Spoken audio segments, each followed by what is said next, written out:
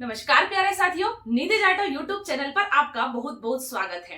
दोस्तों, आज मेरी फ्रेंड आई हुई है रतलाम से, जिसका नाम है बरखा कुमावत।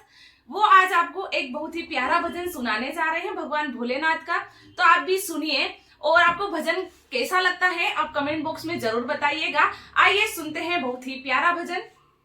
दाल बाटी चूरमा